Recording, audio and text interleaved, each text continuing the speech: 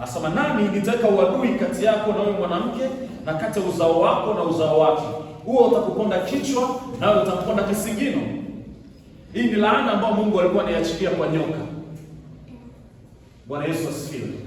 Kati ya laana nyingi ambazo Mungu aliziachilia kwa nyoka ilikuwa ni ya. Sasa twende taratibu hapa. Mungu anasema nami nitaweka uadui kati yako na huyo mwanamke, na kati ya uzao wako, uzao wa nani? Watumishi, twende pamoja. Twende pamoja.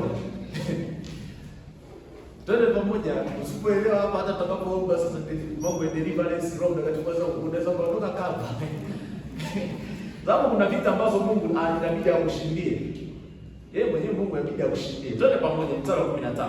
Anasema huyu ni Mungu anaachilia laana kwa nyoka. Anasema nami nitaweka uadui kati yako. Okay, ngoja tutoke juu kidogo. Wengine hapo haraka sana kwenye kuelewa. Twende pamoja hapa kwa sababu Bwana mstari wa 14, Bwana Mungu akamwambia nyoka, kwa sababu umefanya hayo, umelaaniwa wewe kuliko wanyama wote na kuliko hayawani wote walioko mwituni, na kwa tumbo utakwenda na mavumbi utakula siku zote za maisha yako. So this was the conversation between God na nyoka. Tuko pamoja? Mungu na nyoka.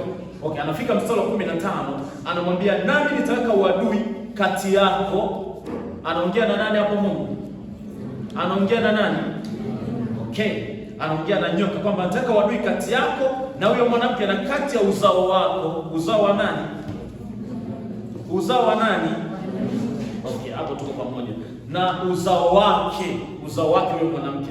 Fasa kwamba huo uzao wa mwanamke utakuponda kichwa, alafu utakuponda kisigino.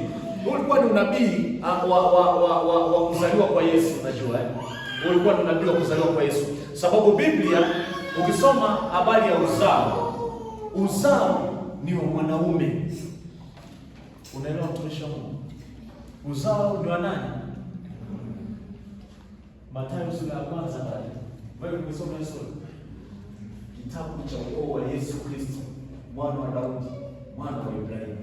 Nasema Ibrahimu akamzaa Isaka.